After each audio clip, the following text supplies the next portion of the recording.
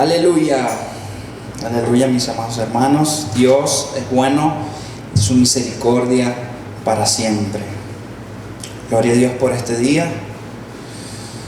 Quería reforzar el anuncio que dio mi hermano Luis sobre la semana de oración. Recuerden que hasta las 8 de la noche es el registro para la semana de oración. Y todos aquellos que van a participar en el tiempo de oración durante la semana deben avisar al líder de ese tiempo de oración. Durante la semana la secretaria va a estar anunciando o va a estar publicando en los estados de WhatsApp los líderes de cada bloque. Por favor, anúnciate con ellos para tomar registro de los participantes de cada tiempo de oración. No te olvides de eso. Y adicional, recordar que hasta las 10 de la mañana durante la semana es el registro de aquellas personas que van a estar orando durante la noche. Anímate y invitamos a toda la iglesia. Dispón tu corazón a participar de esta semana de oración. Como decía Luis, es nuestra identidad. Somos casa de oración. ¿Sí? Eso es lo que el Señor ha hecho con nosotros. De verdad, debería arder nuestro corazón por este tiempo, porque es un tiempo de comunión, un tiempo especial que vamos a tener como iglesia, pero a la vez también individual con nuestro Señor. ¿Sí? También quiero felicitar a mi hermana Samelis, que está de cumpleaños. Amados, cuando tengas un chance le puedes enviar un mensajito o una llamada de feliz cumpleaños. Dios te bendiga, Samelis.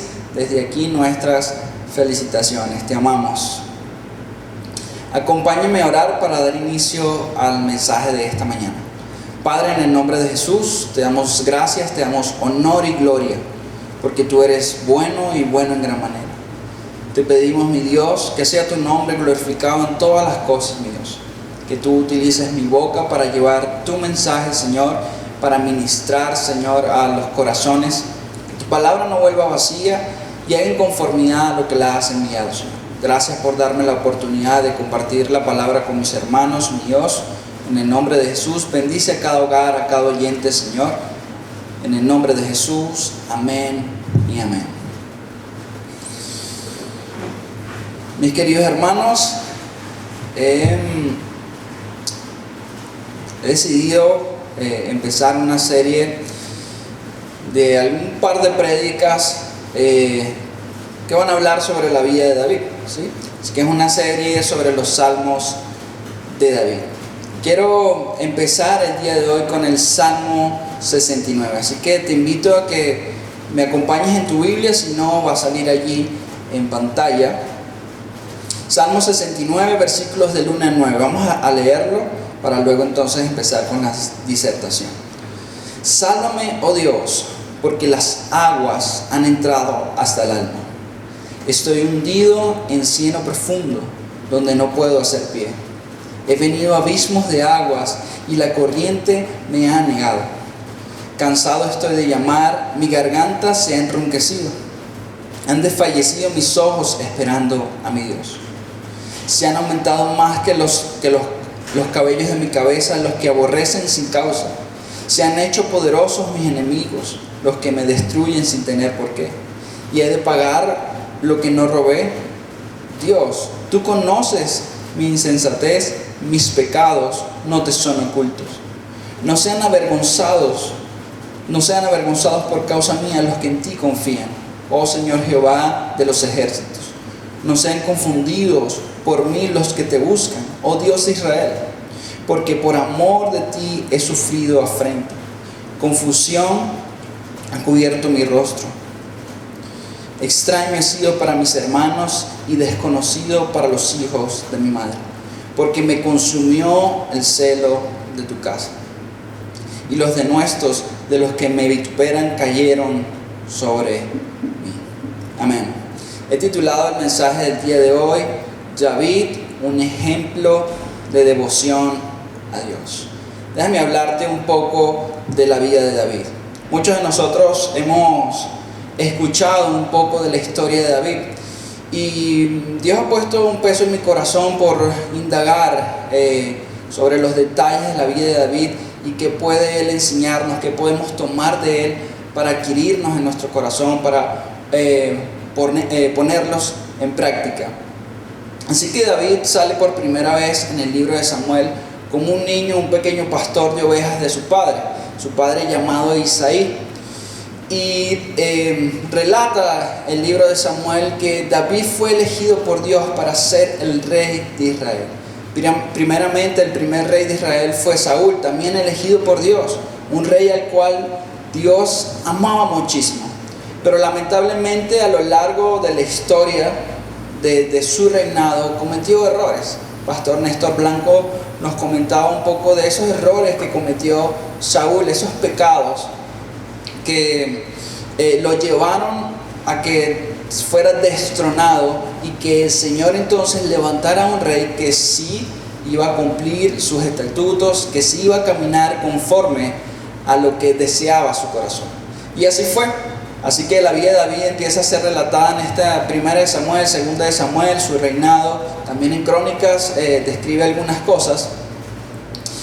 Y él siendo el menor de muchos hermanos guerreros, fornidos, de buen semblante, Dios lo elige a él.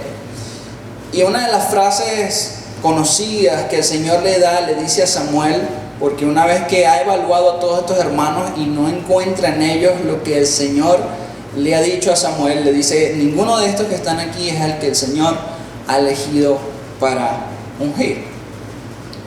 Y resulta que en ese momento, en esa situación, él estaba pastoreando las ovejas. Un trabajo humilde, un trabajo menospreciado quizás para la época, que no valía nada, pero así Dios decidió levantar a este joven para ser rey de Israel. Y así entonces Samuel lo unge como el próximo rey. Dicen los escritos que tenía más o menos entre 12 y 16 años cuando fue ungido, derramado aceite sobre su cabeza para futuramente ser rey de Israel. Y en la historia de David entonces empieza paralelamente también con el rey Saúl. Conocemos la historia de él cuando se enfrenta a Goliat, cuando ninguno de los guerreros de Israel había podido levantarse para hacerle frente. Sale este joven de 16, 18 años a enfrentar a un Goliat que medía más o menos 2,5 metros con una espada, una jabalina. Y simplemente lo salió a enfrentar con unas cuantas piedras y una honda. Y eso es increíble. Salió valeroso, le dijo al rey Saúl: no me pongas la armadura, déjame así, porque yo he matado a leones cuidando las ovejas de mi padre, he matado osos y yo los enfrento así. Y así David lo hizo, derrotó a Goliat. Y ahí empezó la fama de este hombre a crecer. Tanto así que entonces el rey Saúl, en los errores que venía cometiendo, había entrado el celo en su corazón. Cuando entra ese celo en su corazón, entra el orgullo. Ya no era tan vistoso Saúl. Decían: Saúl mató a 1,000, pero David mató a 10,000.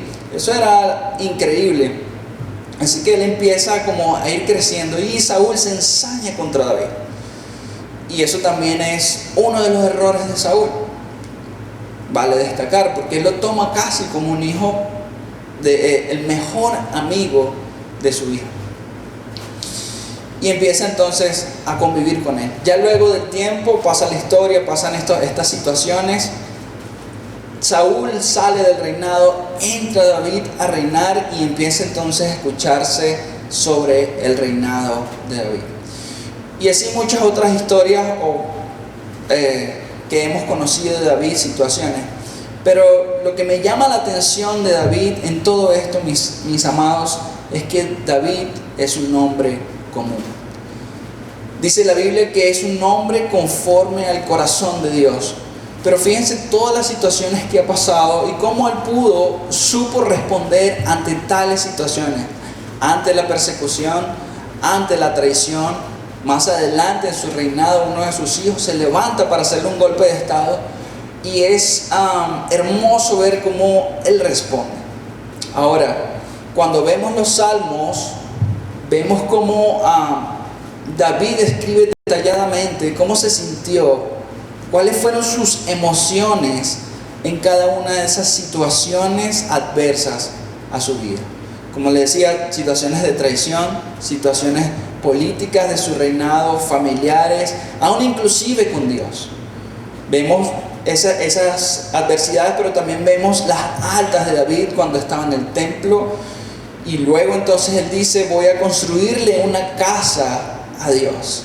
Y entonces hablamos del tabernáculo de David. Cuando llega el Nuevo Testamento, los discípulos están hablando, aún ellos hablan de los hechos de David en su momento, y dice: porque el tabernáculo de David, en Hechos dice: porque este hombre halló gracia delante de los ojos de Dios. Y amados, por algo este hombre halló gracia delante de los ojos de Dios. Así que creo que vale la pena que nosotros podamos indagar un poco y aprender de la humildad, de la mansedumbre de este hombre. Aparte que él vino a ser el elegido de Dios, el ascendiente de nuestro Señor Jesucristo, para que entonces el Mesías, que es Jesús, pudiera tomar su posición de rey, porque la promesa había sido hecha a David: ninguno de tus hijos, de tus descendientes, va a faltar en el trono. Y terminando la genealogía en Jesús como nuestro rey, como el rey de Israel. Así que este primer salmo, el Salmo 69, también es un salmo mesiánico, donde no solo se le atribuye a David, sino que cada una de esas palabras que están allí, algunas frases son de David, pero otras son atribuidas también a Jesucristo en el momento de su sufrimiento. Algunos son relacionados por lo menos con el Salmo 22, que también habla del sufrimiento de nuestro Señor Jesucristo.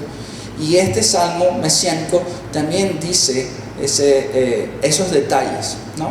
Así que quiero hablarte el día de hoy de tres características, en este pequeño mensaje, tres características de David que encontramos como ejemplo de devoción a Dios, como ejemplo de amor, de entrega al Señor, y cómo ese corazón que estuvo rodeado de circunstancias terribles, pero a la vez también tuvo bendición, se muestra tan natural, tan lleno de errores, tan humano, que Dios lo llama conforme a su corazón.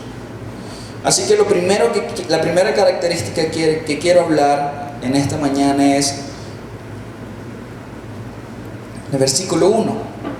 Su salvación viene de Dios. Dice: sálvame, oh Dios, porque las aguas han entrado hasta el alma. Estoy hundido en cieno profundo, donde no puedo hacer pie. He venido a abismos de aguas y la corriente me ha negado. Cansado estoy de llamar, mi garganta se ha enronquecido, ha desfallecido mis ojos esperando a mi Dios.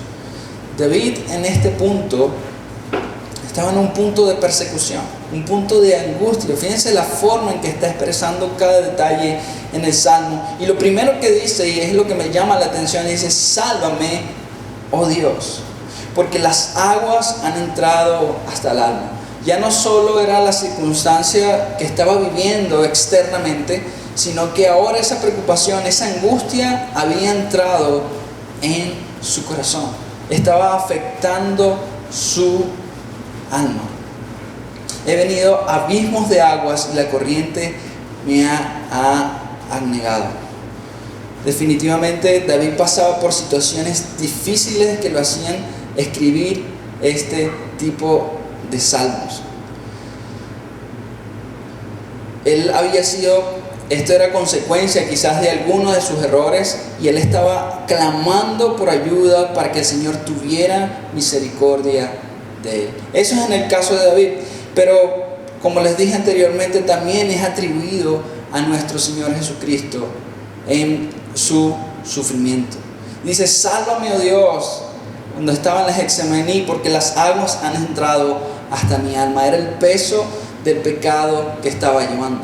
Pero David en su momento, hablando de David, entendía que la única forma de él salir en el hoyo que él estaba era conectándose con Dios, y sabía que era su salvación. No hay otra salida en la vida de David. Cuando vemos esos detalles, vemos que él recurre simplemente a la oración, al entrar a la casa de Dios para pedir ayuda.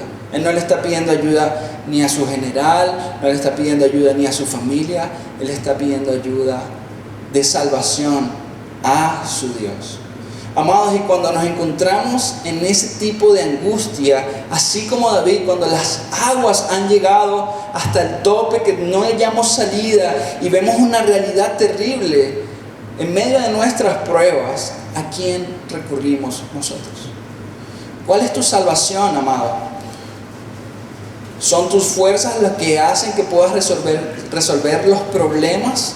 ¿O realmente es Dios el que te ayuda por medio de la oración a poder encontrar una solución en medio de tanta angustia? Creo que cada uno de nosotros en algún momento nos hemos encontrado hundido en un cieno profundo. Para darle un ejemplo de esto, me acuerdo de una situación que tuve en los primeros años de matrimonio. Mi esposa y yo nos habíamos mudado a un apartamento, y luego a los meses ese apartamento, pues llegó el dueño y pidió el desalojo porque simplemente quería su apartamento. Eso nos colocó a nosotros, eso fue como un balde de agua fría. Imagínense nosotros recién casados, llegando de luna de miel, estábamos felices porque, bueno, como todo recién casado, alegres porque el Señor estaba haciendo algo genial, ya teníamos un lugar donde vivir, y de repente cuando llegamos de luna de miel nos encontramos que ya no tenemos hogar. Por supuesto, en nuestra inmadurez fue como una flecha al corazón y decimos: Señor, pero ¿por qué? ¿Por qué? Y empezamos en nuestras fuerzas a poder solucionar la situación, a poder lidiar y no sé qué. No fue hasta que un día realmente ya estábamos hasta aquí, como dice el salmista, estábamos hundidos en lo profundo, las aguas habían llegado, ya nuestro corazón estaba demasiado triste, y decidimos doblar las rodillas en nuestro cuarto juntos y vamos a orar. Señor, con un llanto profundo de salvación, sálvanos y ayúdanos. Aunque en ese momento obviamente encontramos un lugar donde estar y nunca nos desamparó, pero era el momento de la prueba, el proceso que estábamos viviendo, que era súper incómodo, era terrible, y no fue hasta ese momento, amados, que pudimos encontrar paz en el Señor y pudimos encontrar la salida. Una vez hicimos esa oración, tuvimos ese tiempo de oración. Esa misma noche, sobrenaturalmente, me llamaron. Me dijeron: Joseph, tengo un espacio para ti en este lugar, así asado, ¿puedes venir mañana? Sí. Y amados, era justo lo que yo estaba ganando en ese momento, lo que tenía que pagar. Era justo, todo mi sueldo estaba allí, pero como dirían los casados, era de nosotros. Y habíamos entendido que era de parte del Señor. Así que, amados, nuestra salvación, nuestra solución ante los problemas, ante las angustias de nuestro corazón, las familiares, las económicas, no están en nuestras fuerzas, amados. No están en las soluciones que tú puedas dar y puedas decir: sí, yo lo voy a hacer. Hay momentos donde nuestras fuerzas, nuestras soluciones, nuestra inteligencia para correr, hacer, no son las que Dios quiere que nosotros usemos, sino son las que Él quiere. Y simplemente dice: la oración es suficiente. Y si Dios por medio de la oración te mueve a hacer algo, hazlo, obedece, porque viene de Él. Gracias por el agua. Así que, mis amados, vemos entonces esta actitud de David, donde él dice: sálvame, porque él dice su salvación, porque eso caracterizaba a él, su salvación viene de Dios. La segunda característica que quiero resaltar de David en este salmo es un corazón débil delante del Señor. Versículos 5 y 6. Dios, tú conoces mi insensatez y mis pecados no te son ocultos. No sean avergonzados, 6, no sean avergonzados por causa mía los que en ti confían. Oh Señor Jehová de los ejércitos, no sean confundidos por mí los que buscan, oh Dios de Israel. Él está diciendo a Dios, tú sabes que puedo echar todo a perder. Le dice, Dios, tú conoces mi insensatez, tú conoces lo débil que soy, tú sabes y conoces todos mis pecados, conoces todos mis errores. Y David está presentando su debilidad delante de Dios. Eso nos da a entender que está dejando atrás sus fuerzas, está dejando atrás su razón y se la está entregando a Dios. Y yo creo que cuando nosotros presentamos un corazón débil delante de Dios, un sincero corazón, de decirle, Señor, aquí te presento mis debilidades, mis fallas, haz tú con ellas y glorifícate. Mucha razón tenía Pablo cuando él dice que escogió lo vil y menospreciado de este mundo para avergonzar a los sabios. De esa forma se presenta David delante del Señor. Era un hombre que reconocía su debilidad y temía fallarle a Dios. Pero su debilidad no lo iban a descalificar para hacer el trabajo que Dios le había encomendado. ¿Cuál era el trabajo que él tenía? En ese momento él tenía que edificar. O bueno, no edificar, él estaba planeando hacerle una casa, una morada a Dios. Pero fíjense qué humano es David y cómo entonces actúa, cómo vemos que Dios mismo toma su corazón, toma sus manos, toma todo lo que él es para hacer su voluntad en medio del pueblo de Israel y lo prospera y lo lleva a lugares altos. Pero a la vez también David, en medio de este corazón débil, reconocía las misericordias de Dios para su vida. Y creo que el ejemplo de David en este sentido es para decirnos que si David pudo lograrlo en medio de estas debilidades, amados, también nosotros podemos lograrlos. Es simplemente que podamos reconocer esas debilidades delante de Dios, pero no para echarnos atrás, para mirar atrás o desfallecer en el camino, sino para seguir intentándolo, para saber que no depende de nosotros, sino depende de Él. Gloria a Dios por la semana de oración. Gloria a Dios por el título de esa semana de oración que dice: su gracia es suficiente. Su gracia, su misericordia es suficiente para nosotros para poder venir y estar en la casa de Dios, estar en la presencia de Dios. Ese es un privilegio que se nos ha concedido.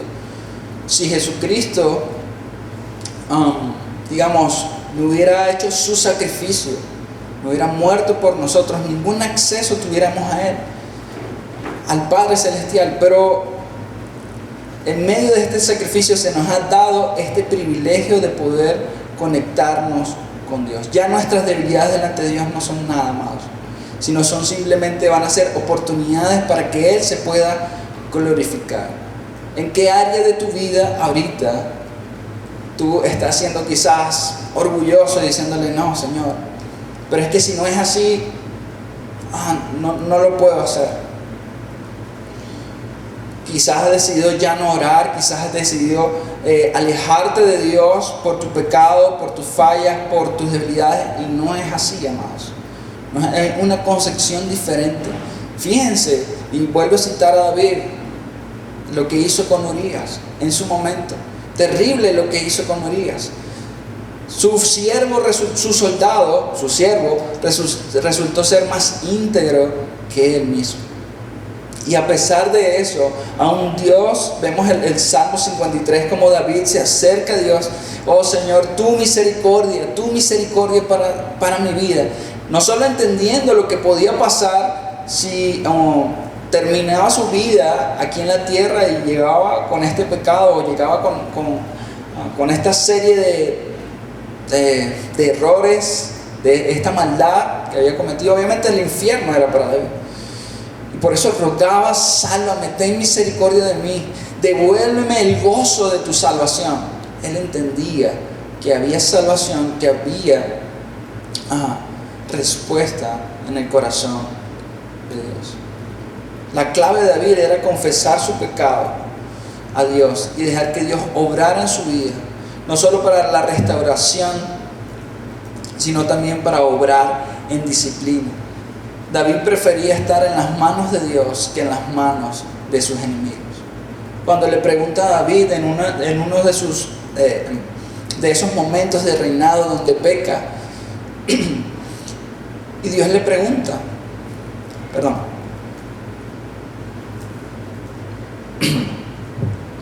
el Señor le pregunta a David, David, ¿qué quieres que hagamos? ¿Te entrego a tus enemigos? ¿Lanzo una enfermedad al pueblo de Israel? O no recuerdo la otra, pero tenía que ver con él. Y obviamente él sufrió sus consecuencias igualmente y se arrepintió de su pecado, pero las consecuencias vinieron sobre su vida. Pero era mejor eso que caer en manos de sus enemigos. Era mejor, y es mejor nosotros estar en las manos de Dios que simplemente estar fuera de Dios. Amén. Pensaba en este sentido cuando hablamos de nuestras debilidades, y las presentamos delante de Dios, ¿no? O meditamos en ellas y las colocamos como en un pedestal, como si fueran más importantes, fueran más poderosas que Dios. Satanás, que es muy astuto, también utiliza eso que estamos realzando en nuestro corazón, en nuestra alma, para tentarnos con dardos de fuego y pensamientos que no vienen de Él. Tienes una debilidad, Satanás va a venir y te va a salir al encuentro y te va a reafirmar esa debilidad para que no puedas ver la gracia y la gloria de Dios en tu vida en medio de esa debilidad. Un ejemplo de eso es cuando Jesús fue al desierto, ayunó 40 días, estaba lleno del Espíritu Santo, pero habían cosas naturales que obviamente iba a sentir cuando estás en ayuno. Al terminar su ayuno, él tuvo hambre y en ese momento salió Satanás al encuentro y lo tentó con lo que sabía que podía tentar al hombre. Pero para la gloria de Dios, él nunca sucumbió delante de esas tentaciones. Y Satanás nos lanza esos dardos, amados. Quizás te empiece a reafirmar, mira, realmente tú no sirves para esto. Mira, realmente no lo vas a hacer, nunca lo vas a lograr porque no tienes las habilidades. Eso es lo que hace Satanás, pero Dios no habla de esa manera. Dios nos reafirma en amor y en bendición para cada uno de nosotros. No eres tú, soy yo en ti. Sobre todo cuando hablamos de las cosas de Dios. Pero aún en las cosas seculares, Dios también se manifiesta. Porque así lo hizo con David y todos alrededor de la tierra de Israel y mucho más allá conocían quién era David. Tanto es así, amados, ese carácter de este héroe de la fe, que durante los libros de Primera de Crónicas, Segunda de Crónicas, cuando le habla a los reyes, dice de David, y si anduvieras como David tu padre, para aquellos que estaban reinando en Judá, si anduvieras en los estatutos de David tu padre, entonces yo te bendeciré. Y al final al final que cuenta la historia de ese reinado y cómo fue y da los detalles, dice, y Ezequías o los reyes que estuvieron en ese momento, un ejemplo, dice, y no anduvo en los estatutos como David su padre. O sea, Dios lo plasmó de ahí para adelante en toda la Biblia, porque así sería el carácter de este hombre. Así que, amados, no dejes que tus debilidades sean una desventaja, sino verlo desde la perspectiva de Dios. Son una ventaja para que Dios se glorifique en tu vida. Sí, hay una responsabilidad de la cual hizo David.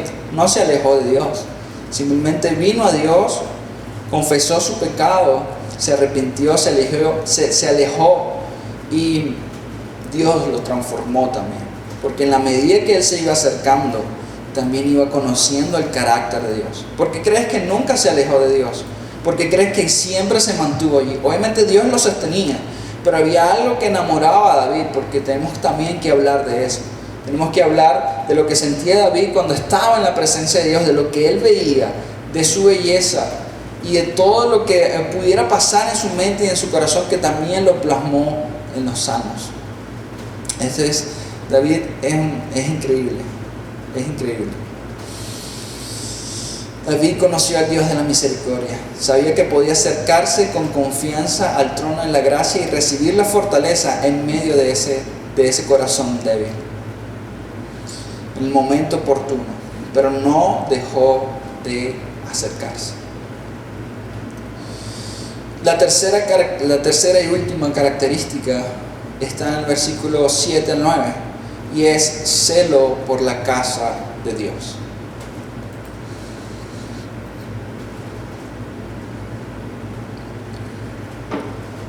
Dice el versículo 7: porque por amor de ti he sufrido afrenta, confusión ha cubierto mi rostro, extraño he sido para mis hermanos y desconocido para los hijos de mi madre, porque me consumió el celo de tu casa, y los denuestos de los que te vituperaban cayeron sobre mí.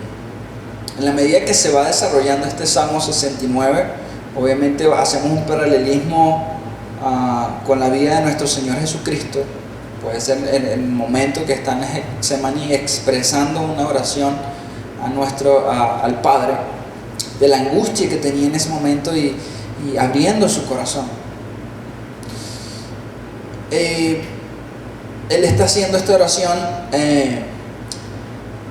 y llega un momento en el versículo 9 donde él dice: porque me consumió el celo de tu casa. Pareciera que estuviera hablando de otra cosa. Cuando lo venimos leyendo todo, vemos el contexto, entendemos que David estaba también sufriendo por el amor que él le tenía a Dios y ese celo que tenía quizás por hacer las cosas como Dios quería que las hiciera. Si buscamos la palabra celo en el diccionario, para no tergiversar esa palabra, dice, tiene dos acepciones: cuidado, diligencia, esmero que alguien pone en hacer algo, al hacer algo. Y la segunda, interés extremo y activo que alguien siente por una causa o por una persona. Así que podemos decir que David se refiere a este celo, a un cuidado, diligencia y un interés extremo por las cosas de Dios, y Dios mismo.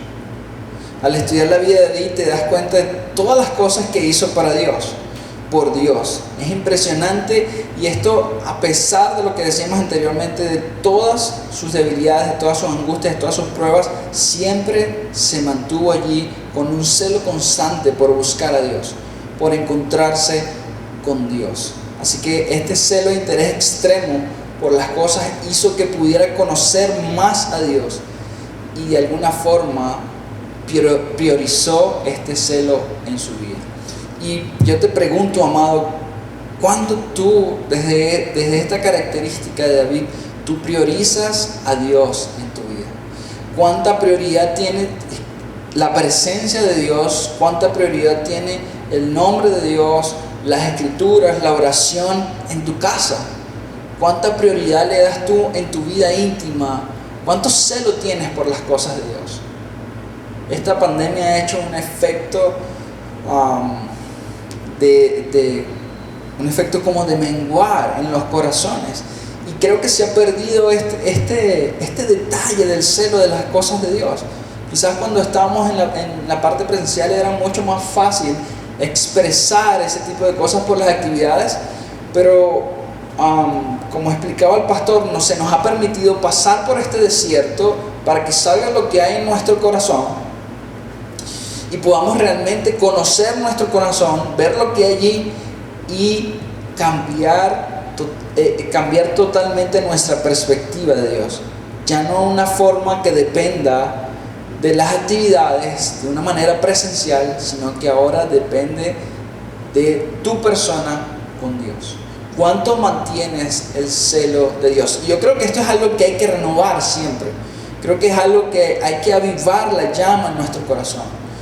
Recuerdo que, y obviamente es confrontativo todo este tema, recuerdo que cuando era más joven estaba con mis amigos, y es una historia que los muchachos siempre recuerdan, hasta chalequean con eso porque dicen, bueno, siempre cuentas la misma historia, ¿no? Pero es algo una experiencia que jamás se olvida. Y recuerdo que cuando era más joven siempre venía a la iglesia. Mi familia me decía, ¿por qué vas tanto a la iglesia? Pero muchas de esas venidas a la iglesia era para encontrarme con mis amigos para orar. Y en ese momento, digamos, ese primer amor era la prioridad, era Dios. Y tiene que seguir siendo Dios. Pero digamos que en la medida que vas madurando, vas equilibrando esto y vas entendiendo cómo llevar esto. Cuando eras joven, bueno, obviamente había menos responsabilidades, pero había un celo, como decía David, por las cosas de Dios. ¿Cuánto de eso aún se mantiene hoy? Amados, si no es así, hay que volver a ello. Hay que volver a amar a Dios con todo nuestro corazón. Hay que volver a crecer en ese celo, en la oración, en la intimidad. Si tienes un tiempo y puedes hacer un tiempo para dedicarlo al Señor en tu casa, en tu intimidad, para orar, para elevar alabanzas, no es un tiempo perdido. Es un tiempo que estás cultivando para tu alma, para recibir de Dios. Tú no sabes qué decida Dios hacer contigo en esa reunión de oración. Cada vez que veníamos a ese tiempo de oración y era genial, era deleitoso poder estar allí porque siempre había un renuevo de Dios, un consuelo, una revelación, dones del Espíritu Santo derramados allí. Y quizás eso era lo que vivía David en la casa de Dios. Por eso su celo lo consumía, porque decía, yo no voy a dejar esto, porque yo estoy pensando en la revelación que he recibido del futuro, mi recompensa eterna. Tú eres mi recompensa eterna. Eso no te voy a dejar. Eso es como cuando Lucas dice, yo sé que tú tienes algo para mí y no te voy a soltar. Y siempre camina conmigo y no se despega hasta que se le dé. Y nunca se le olvida. Es algo así. David entendía esto. Y mantenía ese celo por la casa de Dios. ¿Cuánto priorizas a Dios en tus cosas? En los pequeños detalles. En la enfermedad. En la economía. ¿Cuánto priorizas tú? ¿Cuánto le das prioridad, por lo menos? Y hablando del diezmo, que es algo sencillo. Cuando cae tu sueldo o lo que ganas, ¿piensas en Dios primeramente o primero piensas en las deudas que tienes que pagar? No funciona así, amados. Funciona primero en Dios y luego las demás cosas. Así es que Dios obra. Esta semana leía sobre Abraham y algo que resaltaba mucho Dios a Abraham, a Jacob, a José, y es que le decía que yo estoy viendo todas las cosas. Y eso me bendijo mucho, porque a veces pensamos que Dios está fuera de todo nuestro contexto y simplemente está cuando decimos Padre en el nombre de Jesús. Sí, está ahí, pero también está viendo desde el cielo y también está escuchando. Cuando vemos estas historias del Antiguo Testamento, Dios no tenía que estar allí, no tenía que estar dentro del templo hablando para que Dios escuchara. No, Dios escuchaba hasta el murmullo de lo que ellos decían de Moisés, de lo que decían las esposas de Abraham, de lo que decía la esposa de Jacob, de lo que pensaban en su corazón. ¿Cuánto más no el Señor va a saber tus necesidades, va a conocer tus pensamientos y te va a dar recompensa conforme a eso? Ese es nuestro Dios. Este celo también, este versículo también es algo profético a futuro en el Nuevo Testamento cuando lo vemos con nuestro Señor Jesucristo.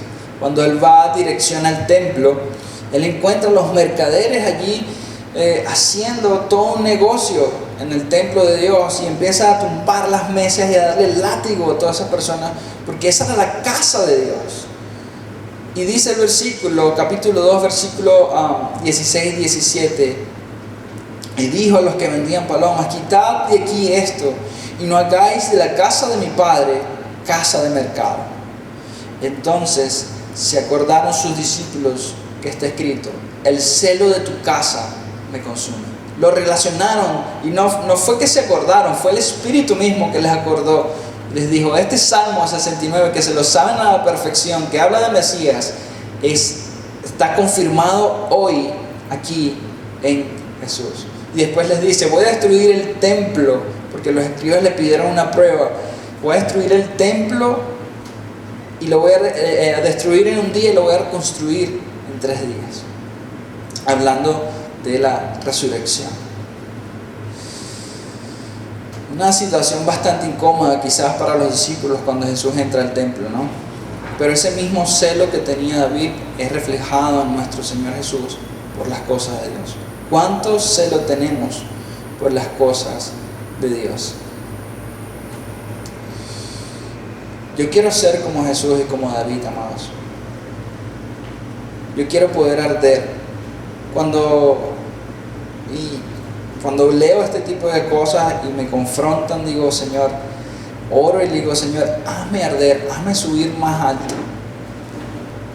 Que mi llama no se apague, que me permitas perseverar hasta el final y que esto pueda inundar a los que me rodean.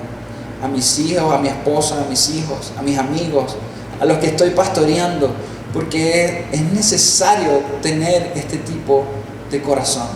No quiero ser un cristiano básico. No quiero ser un cristiano que no experimente la Biblia. No, la Biblia está escrita, la Biblia se cree y hombres de Dios experimentaron el poder de Dios. ¿Por qué nosotros no? Entonces hay que escalar, hay que subir, hay que buscar. El que busca, el que llama, se le abrirá. Eso dice Mateo 7. Si lo dice la palabra, así va a ser, amados. Obviamente, resalto lo que decía el pastor Néstor Blanco, depende de una disciplina, depende de cuánto nos neguemos a nosotros mismos para anhelar esto. Quiero que los músicos ya vayan pasando.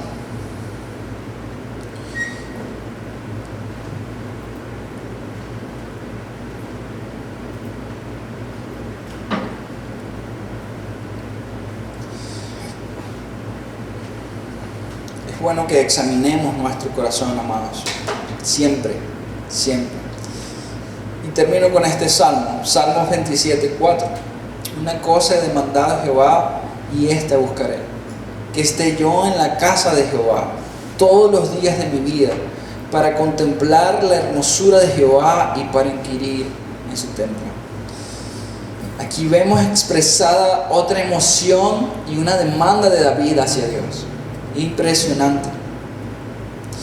Siempre que veo este salmo, recuerdo que unos años estuvimos hablando del Salmo 27:4.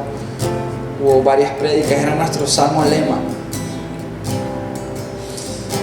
Y yo creo, amados, que este salmo tiene que ser el salmo lema de todos los años. En algún momento Dios lo introduce en medio de esta iglesia. Esto es una marca en nuestro corazón como casa de oración. Y David en su celo decía, una cosa he demandado a Jehová, esta buscaré, que esté yo en la casa de Jehová todos los días de mi vida, para contemplar la hermosura de Jehová y para inquirir en su templo. Todavía sigue hablando de este salmo en nuestra vida. Todavía Dios está buscando los corazones, está buscando corazones que quieran hacer, donde Él pueda habitar como en el corazón de David. Que Dios pueda decir de la iglesia de Hoy con Cristo, una iglesia conforme a mi corazón. Hoy con Cristo que tiene un celo por las cosas de Dios. No es que seamos muchos, mejor que no seamos muchos, pero los que estamos, Dios nos conozca. No seamos conocidos por los de afuera, porque realmente no importa, no interesan los de afuera. Sí interesan las almas, sí, pero cuando los de adentro están abocados en un celo por las cosas de Dios, invariablemente los de afuera van a venir atraídos para conocer cuál es ese amor, cuál es ese celo por las cosas de Dios. Amado, y voy a decir esto de parte del Señor, deje de ver a los hermanos, deje de hablar de los hermanos y preocúpese por su corazón, por el depósito que hay en su corazón de Dios. Muchas veces caemos en conversaciones de las fallas de los hermanos y este hizo eso. Eso no importa. Cada quien va a rendir cuentas delante de Dios de lo que hizo en su vida. Eso es parte del carácter de David. Dejemos en las manos de Dios las cosas de Dios y preocupémonos por nosotros mismos. De cuánto de Dios tenemos, cuánto celo hay en nosotros. Quizás cuando estamos pronunciando este tipo de cosas, nosotros mismos nos estamos condenando delante de Dios. Acompáñame a orar. Vamos a orar y a ministrar al Señor. Te invito a que allí en tu casa cierres tus ojos, escuches la adoración, te metas con el Señor. Si tienes que pedir perdón, pide perdón. Si necesitas ser renovado, pídele al Señor que te renueve, que te dé un espíritu nuevo. Si necesitas pasión, si necesitas más fuego, si necesitas más celo, pídeselo al Señor en esta hora. Concéntrate. Habla con el Señor como hablabas antes en el cuarto, en la intimidad. Padre, en el nombre de Jesús. Santo, santo eres Dios. Oh, aleluya, Señor. Fluimos en ti, mi Dios. Fluimos en ti, mi Dios. Tu presencia, Señor, es lo que queremos, Señor, en este tiempo. Que avives la llama de nuestro corazón, mi Dios. Que arda, Señor, como David. Buscando, Señor, tu persona, buscando conocer tu corazón. Oh Dios, perdona nuestros pecados, perdona nuestras fallas, Señor. No somos dignos de estar en tu presencia, pero queremos, Señor, queremos poder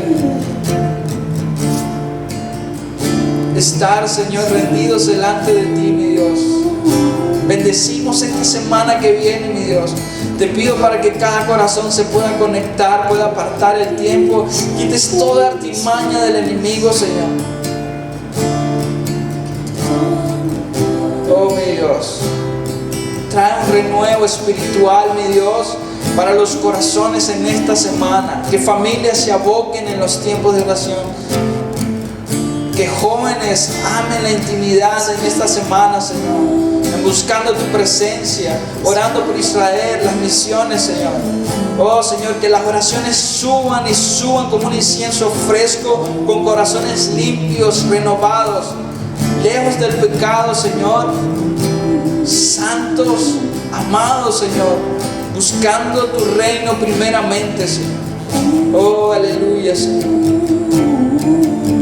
Ven, Señor. Ven y ministra a cada hogar, Señor. Aleluya, Señor.